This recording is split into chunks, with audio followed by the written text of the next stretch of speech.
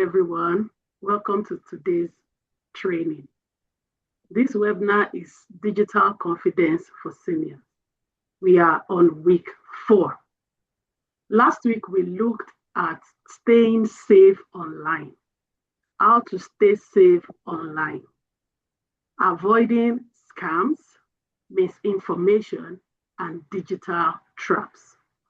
The video is on the link sent to us in our email last week. We can watch it to keep us updated about what we learned in the last class. Today's class is designed specially for every one of us. We'll be looking at communicating online. Online communicating. We'll be looking at email, videos, video calls, and messaging. We'll learn together. We'll take everything slowly and we'll practice. Today's goal is not perfection, rather it is confidence. Today's goal is not perfection, but confidence. So let us look at it this way. Let's start this way. Let's answer this question within ourselves. Would you like to communicate with more often? Would you like to always stay connected with? Would you like always to hear from them and to see them that they are fine? Let's think of that, and as we go on, we'll see why we communicate online. So you're welcome today.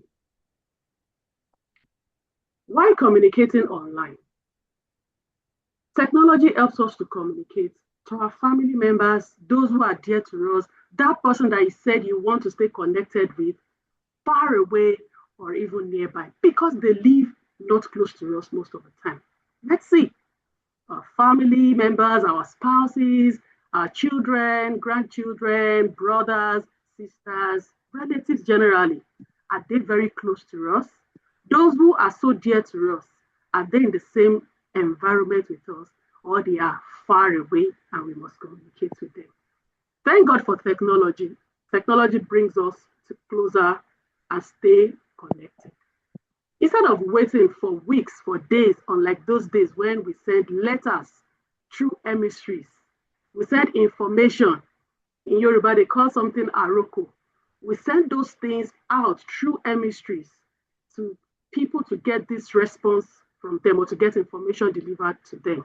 We wait for weeks. When we used to send postcard letters through post office, we wait for weeks before the letters get delivered and then before we get a response. But now communication, technology, internet strings everything and brings us connected even though we are apart. So now with technology, we can communicate and get feedback instantly, almost immediately. Let us see. We're already communicating online. Almost all of us, that's why we are here in the Zoom class today. We have people celebrating birthdays, people joining community groups, attending medical appointments, sharing photos, sharing our live location, seeing our grandchildren, our children, without leaving our house and the likes. But we're already using or communicating online. So let's look at this platform and we can raise up our hand, not physical raising up our hand, but in Zoom, there is a place where we can raise up our hand if we use any of these platforms on the screen. This is just going to help me understand our demographics. Don't worry if you didn't use any of it, but if you use any of it, you can raise up your hand in the reaction corner. If you've used email before, Gmail, Yahoo Mail, thank you, you've used Ymail, any kind of mail, text message, SMS, Facebook Messenger, WhatsApp, Facebook, Zoom, Teams, Google Meet, FaceTime, and the likes. Okay, so thank you. I got some hands raised. But one evidence is that you are here in the Zoom class today. Okay, so let's go ahead.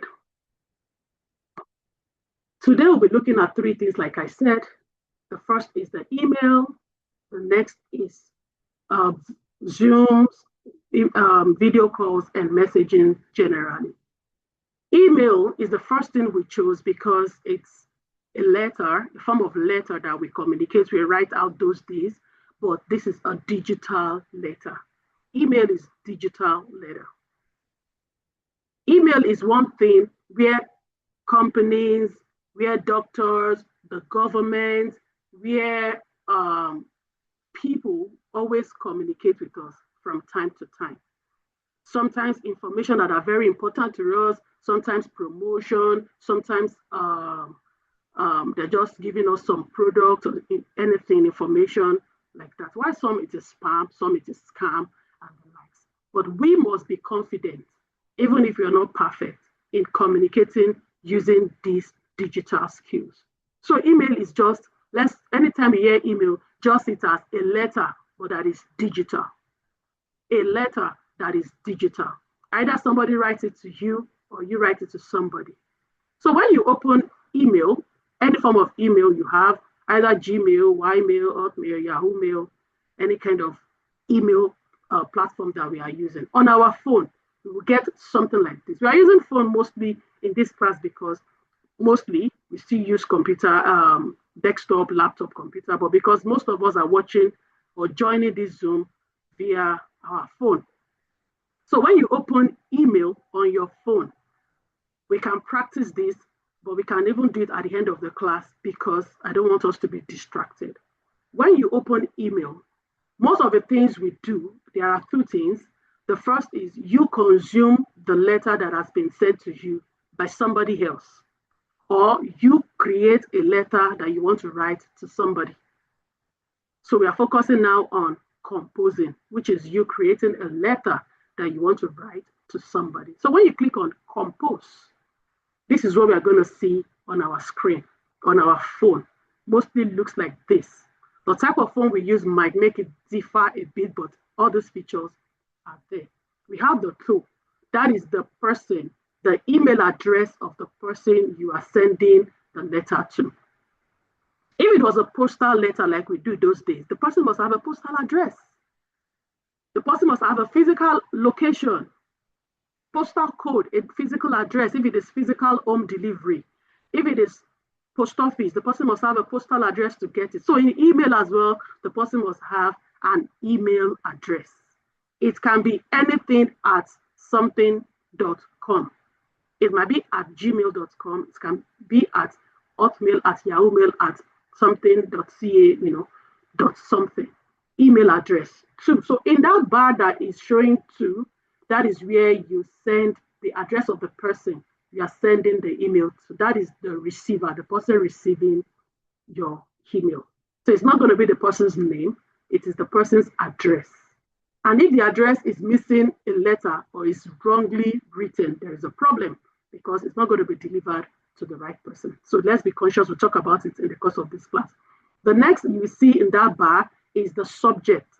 Every email, every letter, every communication, every intention should have a subject.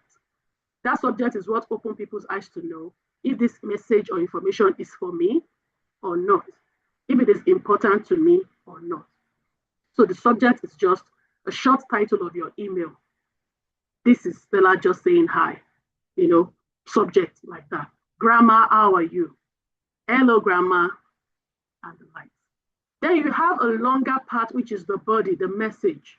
It's a longer one because that is where it's expected that you will write every information or the message, the main content of your email. For example, we can see it on the screen here.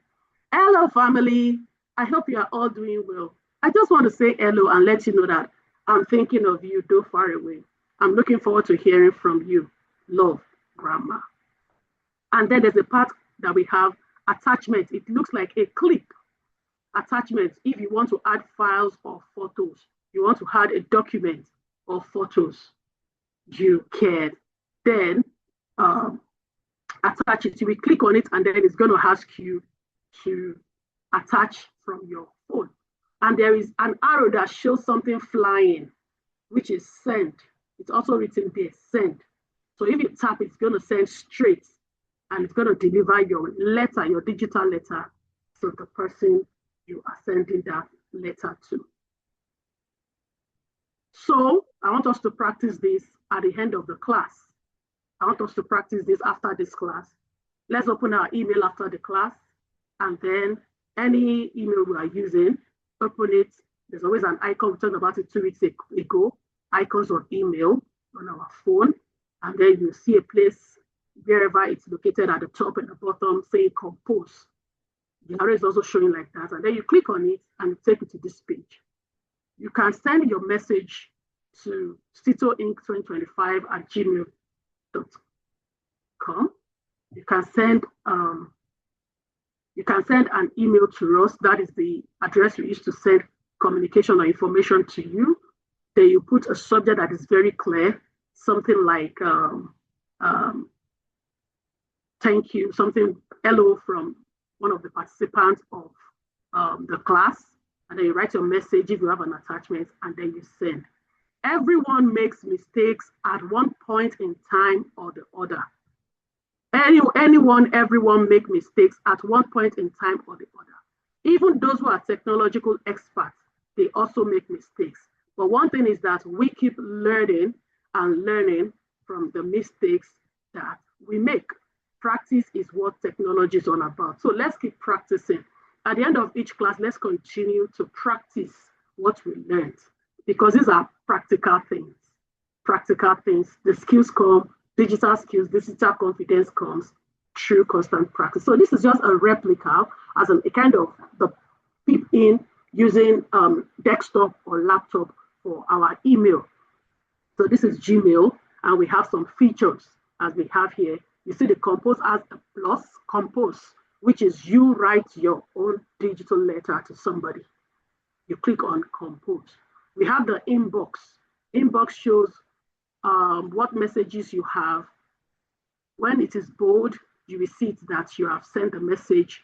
You have a new message when it is bold. When it is not bolded, you see that it means you have read the message. We have some messages that are starred, snooze, some messages that you kept sleeping, and when you need them, you wake them up.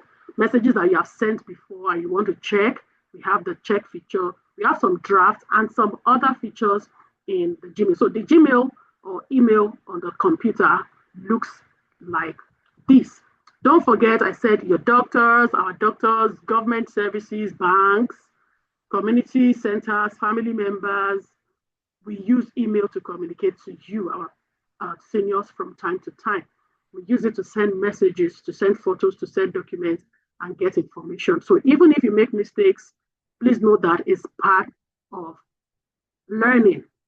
It's part of learning. So one of the common email mistakes that we have, so that we know that we are not alone, even if we make such mistakes, is wrong address. Wrong address. Let us always double check. Let us always double check the address of the email we are sending it to. For example, I want to send a physical letter or information letter to somebody using their postal code, and one letter or one number is wrong. My message is going to be delivered somewhere else or entirely nowhere. Same thing with our email address. Make sure that if it is STITOINC2025, it's not two O, letter O, just let's always double check and be sure the email address. Most of the time, it's easier to copy the email address wherever it is saved rather than typing it again. Copy it exactly where it is and paste it into those sections. So wrong address is one thing. And one thing with email is that if your message is sent to a wrong address that doesn't exist, it's going to notify you that the message was not successfully sent because the address doesn't exist. But let's assume the address exists, but it's a different person, and it's something very confidential you are sending.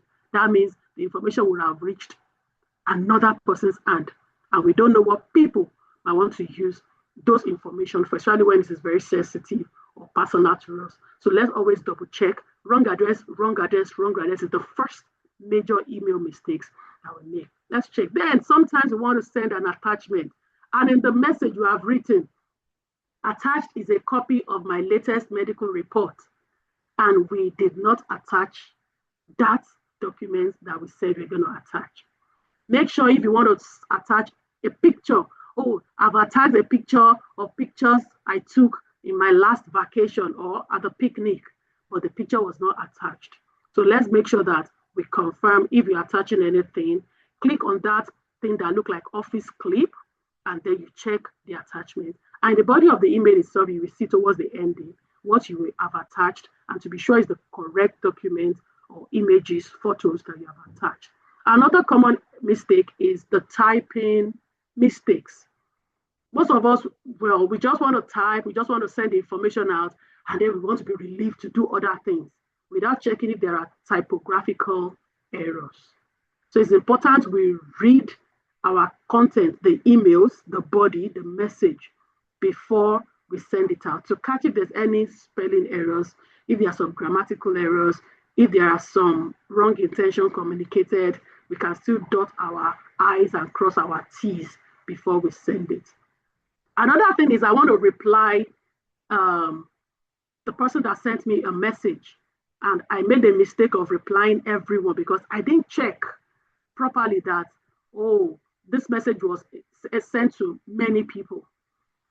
Sometimes you get some messages that are sent to not only you, many people, but you might not know if you don't check to be sure that there are other people in this correspondence, in this letter, in this email. Sometimes you want to copy other people for wonderful reasons best known to the sender. And you just want to reply Stella alone. But you didn't know that Stella is there, somebody's there, somebody's there, my boss is there, my director is there, my executive director is in the chain of the communication. And you just click on reply everyone. So there's a part where you can reply only to the sender or to everyone if the message is important to them. So that's one of the errors or the mistakes that we make on email. So the greatest tip is just before you hit that send button, make sure you review the email before that. If you have an unread message, it's always going to be bold, like I said. Click on that message and read it. If it is a message that is for you or a generic message, you'll talk about that. And if you want to reply, you click on the reply arrow, you will see if it is reply all or reply the sender. If you want to forward the same message to somebody and communicate something else, you can also see that arrow that shows forward, as you can see. So now, because we have many messages in email, because we have, like I said, promotions, information that are general to everybody in the whole world, but was sent to us, information that are personal to me, everything is just entering into my email. Gmail keeps saying my storage is full. We added this section to this class because we sent out some emails and we got some mailer demon saying that some messages could not be delivered and to our seniors because their storage space is full.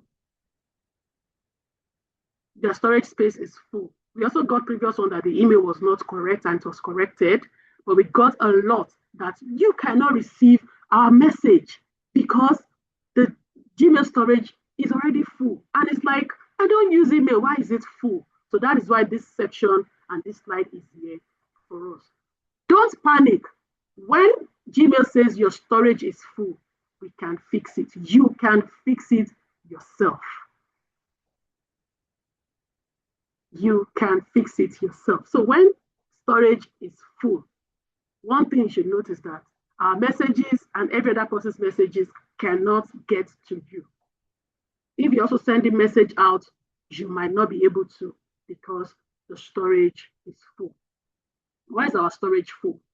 Emails, attachments, photos and videos, files and documents, bigger spaces taken because of some of those things.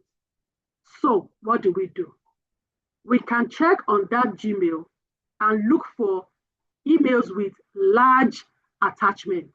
Attachments are something that was attached, like a photo or a video or a file or a document that was sent to you before, still in your email, but takes up a large space. That is large attachment. How can we find that? In the space bar up in your email, the space bar is showing anything you can search. It's going to show this magnifying glass, something that you are finding something. So you just type as, HAS, and then colon, attachments, larger, colon 10M. You can play on it, you can manipulate it any way you want. But you can put instead of 10 M, you can say 5, you can say 2, and your email is going to show you, once you just click on search, you just click enter. It's going to show you every attachment that is very big in your email, that is taking up a large space. If the attachment is from email that is important to you, keep it. If the attachment is not important to you, you don't even know you downloaded it or you saved it or you got this email, but you don't need it, it's not even yours, delete it one by one. We're going to see how we delete it. Delete it one by one. So you can search, instead of searching manually one by one, just go onto the search bar where this glass, magnifying glass icon looks like it's there. Just search on attachment larger than 10M, larger than 5M. Start limiting it. And everything that shows, once you see that it's not important to you, it's not a document you need, it's not an attachment you need, you delete them to save some space. While deleting them, I want us to know that this document or this attachment, this content we are deleting is still saving somewhere on our email, in our storage. It's just like we have our trash can, our bins inside our house, where we throw papers, plastics, we throw food that was not finished in our trash can inside as a disposable bags or can inside our house, maybe kitchen side towards the dining, so that whenever what things we don't need, we just put it there. Those are the trash. It is in our house because we used some of those things and it's in our house. Depending on our location, we'll carry out that trash and put it in a bigger bin so that the city can take it when we keep it in the right place. The trash is still in our house.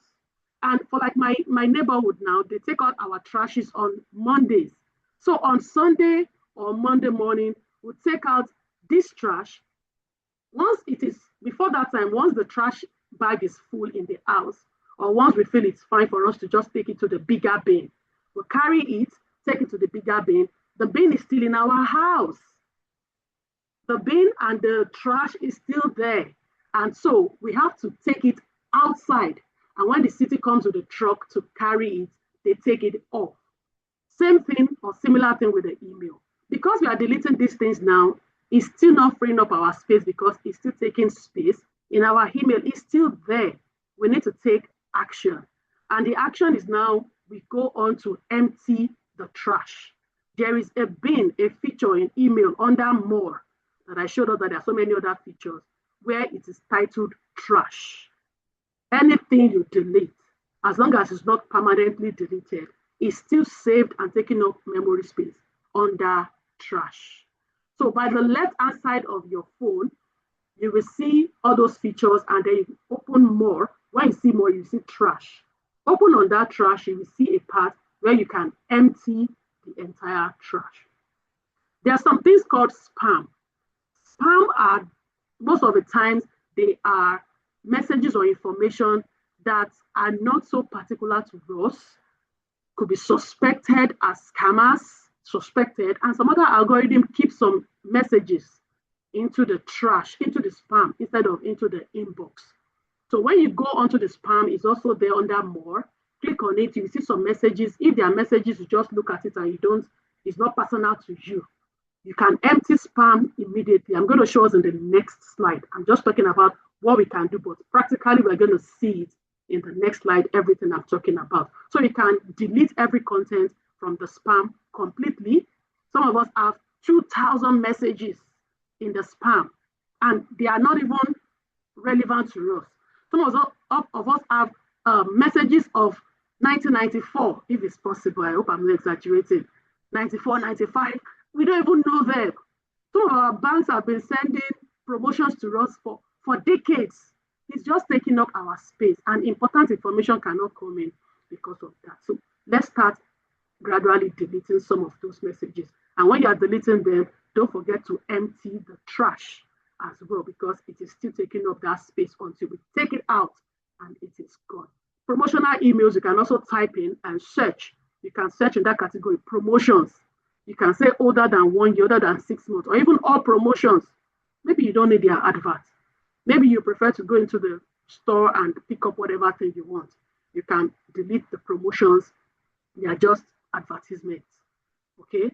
And then if there is Google storage space, Google Drive, or Google Photo, and some other information that you just want to clean up, we can also clean them up. Now, this is how it looks like if you are using a computer for email cleaning, but it's very similar as well to if you are using a phone, very, very similar. So you can see under compose, inbox, start, snooze, set, that's on the left side, my left side here, draft. Under more shows an arrow, down arrow that shows there are still more things there. So when you click on that more, it's going to bring out the trash I said, spam, and many other features you want to delete. You can see in the search bar up, that's magnifying glass image up. The message is just size 10 MB. It doesn't even have to be long and say attachment of size 10 MB. You will see all those documents that is taking up a whole megabyte, 10 megabyte spaces, 10 here, 10 here, 10 here, 10 there, a lot, making up 15 gig, and it's taking up our whole space. Now, you don't have to start deleting them one by one, especially when you can just see the subject and the senders at a glance and say, oh no, I don't need this message. It's not mine. You will just click on, there is an arrow that you can delete all of it on that page at once. But one thing is, be sure that it is not message that is intended for you or you need it personally. So you just still have to scroll and see, testing. I don't even know what this is. It's not even this. And you can be satisfied that, yes, these messages are just promotion, or they are not even mine, or they are not intended personally for me. You will see an arrow under from. This slide, this PowerPoint presentation slide is going to be presented or given to us in our email at the end of this class. So we can still go at our pace one by one and open this page and try it on our phone, on our Gmail. There is an arrow under from, which I believe we can see it. There is a box rather, and that box is going to be empty except you click it. There's an arrow beside it, and the arrow gives you information to say delete, selected, delete all. We want to delete all, not all our emails. Please, let's not make mistake. Don't delete all your emails.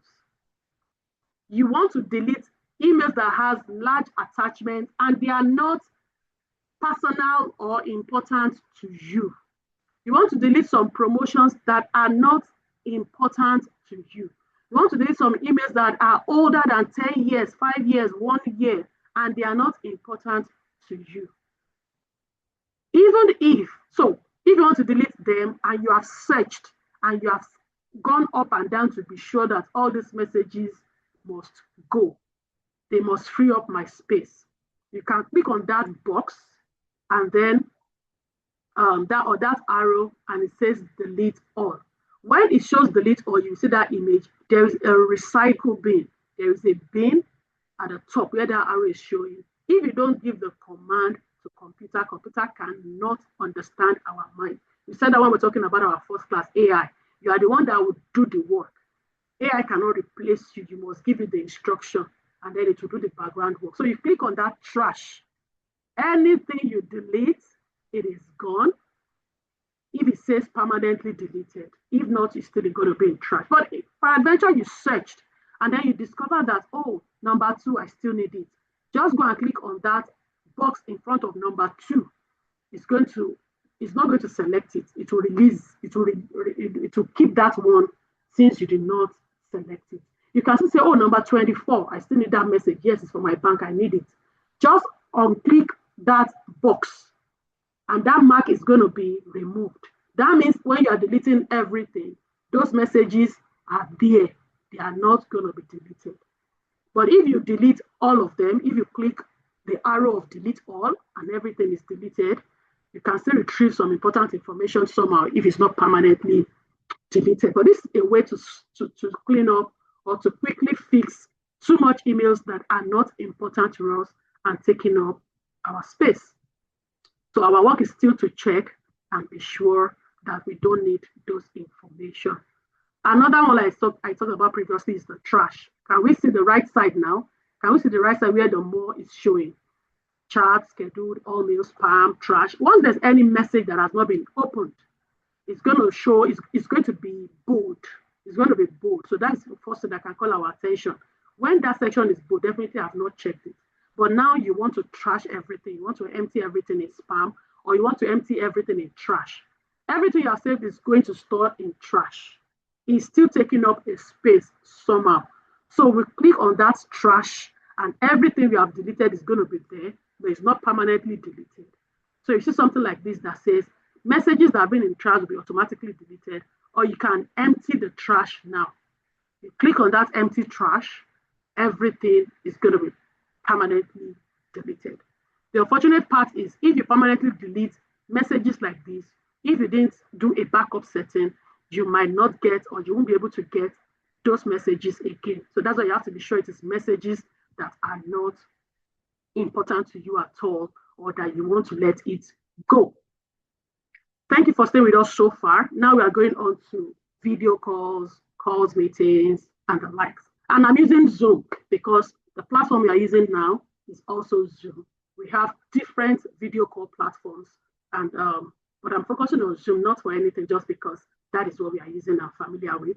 We have Teams, we have Google Meet, we have Duo, we have different video or call meetings platforms. So Zoom is an application that you can download or use the online version for. Zoom lets people know that I am here, I can see you, can you see me, can we hear each other, can you hear me? Okay, let's talk like we are seeing each other and the likes. And we can share our screen, we can share our content. Zoom is very easy to use, and that is why just click on it. It's going to ask probably for your name, and then the microphone and camera is there. On Zoom, just like we can see on our platform, we can mute ourselves. The mute icon is there like a microphone. We can show our face or remove our camera from being shown by clicking that camera icon. We can chat. On that chat, just click on that chat. It will tell you to chat to everyone or to select some people. When you click on the plus, it's going to show names of everybody that is in the group. Whoever you want to chat with privately or generally is there. We also have this icon where we can raise up our hand without raising up our hand manually like I am doing. If you want to ask a question, you want to make a contribution, you want to say something and you don't want to distract everybody or the presenter, you just raise up your hand. It's going to notify them. That is the arrow where you raise up your hand. That's the icon. Without me doing like this, just click on raise hand and it's going to work. And then if you want to leave the meeting, you can also leave the meeting with that leave arrow. Before we continue, let's quickly try this. On our Zoom, can we all try to raise up our hand? And I want to see many hands up. The other time I only saw one hand. Thank you, Olubukola. Thank you, Akinloye. And how many hands can I see again? I want us to try and raise up our hand. Don't raise up your hand physically. Let's raise up our hand in the Zoom. I can't see many hands. Okay, thank you so much. Thank you. You may put down your hand as well. So the same way you raise up your hand, thank you, Adejoke, thank you, Oladele. The same way you raise up your hand, just click that arrow again and your hand will come back to down. Okay, so let's put down our hands, like I said. So in case you say, who understands this? Who has anything like this? Don't forget to always pull back your hand when you have spoken or when you have been addressed correctly. Okay. So when you're joining Zoom meeting, there's always going to be a meeting link.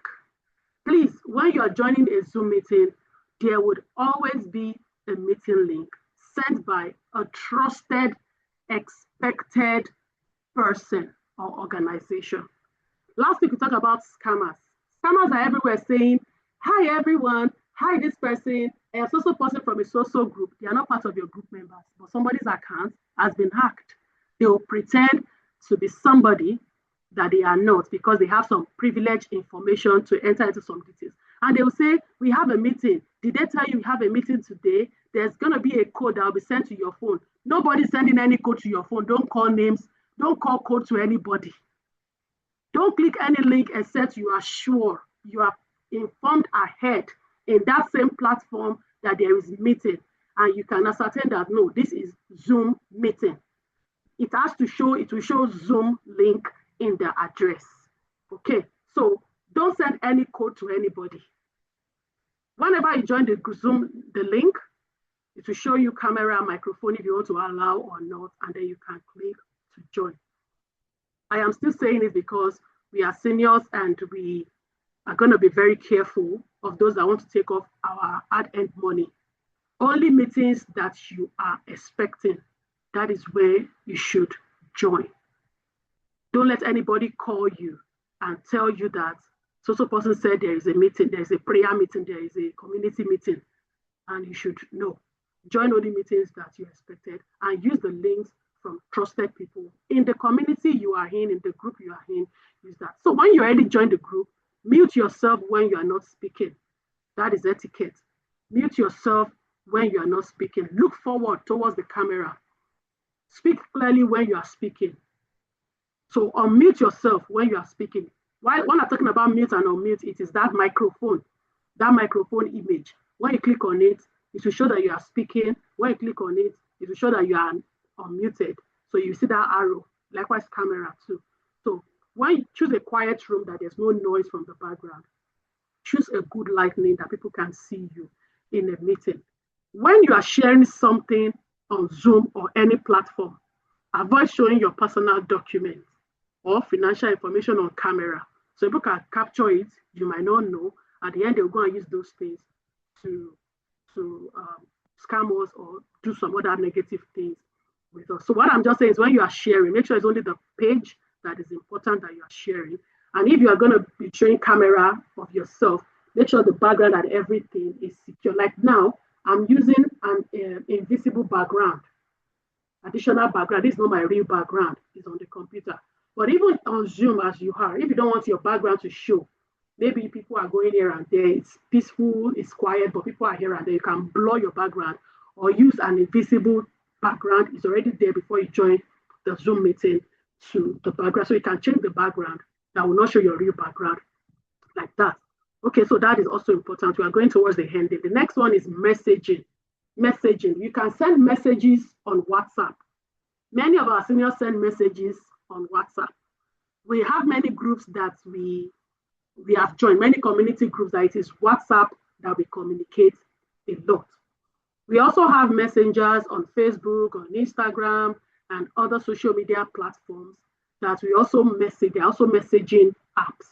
We have iMessage for those using iPhone. We have text message or SMS for those using any type of text messaging. Messages is always very faster than email, and I believe you can agree with me. Text messages, messaging, WhatsApp messaging is always faster than email. Email is even always very shorter than email because it's very quick for our conversation and we get responses immediately. Group, we can add people to the group. You can add family members, you can add friends, you can add people that are of like mind into the group, and then we start communicating. And somebody's typing, somebody else is also typing, and we are interacting like that. It's good to also sharing photos and voice note like we did 2 classes ago when we're talking about knowing your gadgets. So we're talking about sending voice notes and the likes. So messaging is always like very good like that. So even SMS, text messaging, WhatsApp, all these platforms are important. Just that the charges from each of those platforms may differ. Text message or SMS, if you're in a country where you'll be charged for SMS, know that you'll be charged for it. But WhatsApp and other messenger apps, they are online based and you don't need to pay. It is your data that is consumed and it's not something very specific to that. So no wonder many people prefer online communication, than that. But we still send messages like that. So to send messages, text message or any messages, open the application if it is inbuilt phone, SMS, text message, if it is application, messaging apps like WhatsApp, like other ones, open the app, choose the person, the contact on your list that you want to send message to. Be sure it is the right person. Don't send your message to a wrong person. Then type your message just like we have in the email, very similar to the body of the message, and then you press send. Before you press send, read through and be sure the message is intended for the right person. Remember, whenever you are messaging people, be polite. Do not spam other people. Respect people's time. Use kind words. And even when you have the audio method, mute when you are not speaking. Don't interfere in other people's discussions or presentation. We can't keep emphasizing, we can't overemphasize on staying safe while communicating online. Let's continue to stay safe. Let's continue to stay safe. Keep your information private. Your password for phone, for cards, for email, for social media applications. Keep every of your password personal to yourself. Keep it safe. These are the ways you can continue to stay safe while communicating online. Don't share your passwords. Don't share your banking information, OTP, ATM code, this one, that one, my card number, and some numbers at the back of the cards that we are using, debit card, credit card. Keep all those information safe to yourself. You have social insurance number, NIN, BVN, all those information that we have that are personal to us. Keep them safe. One-time security code. Keep them safe. Nobody should tell you, I'm still saying it because of scammers. Nobody should tell you a code is entering your phone now. We are from the bank, we are from the government, we are from the city, we are from Hydro. A code is entering. They would never, don't tell the code to anybody. Let them abuse you at the end like some of those scammers do. Let them know you caught them, no problem. But don't ever tell them your one-time security code. We call them OTP. So even if they say that they are from the government, they will take over your house, they will take over your property, they will take over this. They have their reliable website where you can contact the phone number on it. Scammers will use your emails, your phones, and your messaging apps like WhatsApp to send you messages like, you have won a prize. Your account will be closed very soon. Click this link immediately. You are owing us money and you must pay. Government is after you. Your child is somewhere and is stranded. Those are red flags. Urgent, poor spelling errors, unknown sender, requesting for something, money, personal information. We should be conscious of that. If something doesn't feel right, please, let's stop, think, and ask questions from people. Stop communication with the scammers. Once you suspect, don't give any information to them. Some will ask you your date of birth. Is it 1962 or 1964? They just want to know something. So if you're not saying it's not 1962, it's not 1964, but it's 1963, they already got you. So just, nobody will ask you. No bank, no government officials, nobody's going to ask you. But in case somebody is calling you, asking that, drop that call, go to the website and get the original phone number of those organizations they said you are from. If it's from your bank, you will see customer service number and you can reach out to them. Confirm or ask questions from a trusted family member, a friend. Call your bank themselves directly. Call your library or community center. Let nobody pressure you or prioritize you into anything. Our interest is that we continue to stay connected, we continue to stay empowered, even though we know that communication helps us to bring people closer, even though they are far away, irrespective of the distance. We must also be careful of those unwanted communicators. Tips for online communication success. Always check your internet that you are connected to the Wi-Fi or to your mobile data, wherever you are connected. When you are speaking, speak up clearly, slowly for people who cannot really, who have to find time to understand your accent or your words, your choice of word. Make sure you're also clear to them. Use good lighting when you're in a video meeting or teleconferencing. Make sure you keep your information safe.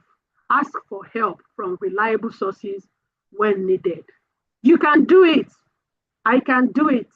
Online communication is easier than we think, just that we need a little bit of continuous practice here, a little bit of continuous practice here, and our confidence begins or continues to grow. You can use your tablet, your smartphone, or your computer.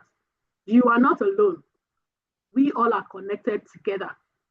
We all are connected together. So when you're communicating with people, let's continue to use the internet or the communication platforms to send kindness to people, to share smiles on people's faces, to stay in touch with people, take pictures and build up memories for ourselves and have fun. Let us continue to communicate with confidence. Let's start with simple tools like the one we have taught about in this class. Let's make those connections in our WhatsApp group, in our family group, in whatever group that we are, community group, and let's continue to explore the features we have on our phone. I just reemphasize that we should check those links before we click and continue to be kind online. You can try today to send an email to us personally without replying, or replying to some of the emails we sent to you previously, reminding us of this class. You can make that video call, start it yourself. Don't let your children start it. Start the video call yourself. Send that text message, share a photo to reliable people or interested people in your connections or in your connect. When you join an online group, be active in the group. Explore something digital that you didn't explore before. Technology is here. It has come to stay. It gets easier with practice. Online communication should make life easier, things easier for us, and not stressful. Let's continue to stay confident, connected, and keep communicating. You've got this, and we've got you. Thank you so much for attending today's workshop. I hope you have learned 1, 2, or 3 things from today. In case you still have questions, you can reach out to us in the email. We will send this document to us and we can go step by step at our own pace. And the videos also, the link will be sent to us. Thank you so much. It was good seeing you today. Any question, comment, you can address it before our time is completely up today. We can unmute ourselves. Next Saturday is our last session. Okay, so we have 5 series in this, 5 sessions in this series. So the last class is next week Saturday. I'll be talking about exploring AI tools safely and responsibly. Now the AI tools that we are talking about here and there that we're using and we don't know and we know, talk about exploring them responsibly and safely. Any question for me? Okay. Please, before we go, just 1 minute. When you're sending email, I just remembered, there is a place where in the email, when you write to, the right side of that to, that's the person you are sending the message to, the letter to in the email. There's an arrow beside it that it will ask you if you want to send the same message, you want to copy somebody. For example, I am writing to Stella, but I want to copy Stella's boss because this information is also important to them. There's something we call CC. We are copying this person, just like our letters in those days. We just write it there. We'll start putting the names of those we are copying the same message. And we can also have DCC. That is blindly copying them. They are 2 different things. So CC means that I'm writing Stella email. Stella must know that I am copying so-so person, so-so person. She will see everybody being copied. But I'm writing this message to Stella, but I am copying some people that I am writing the same message to some people, but nobody would see any other person's name. The same message. So we use blindly, BCC.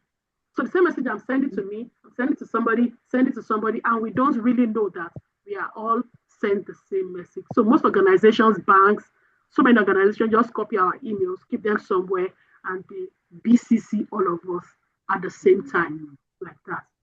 So in case We also look at that in our emails. Let's keep exploring. Okay, yes. Questions? Thank you so much.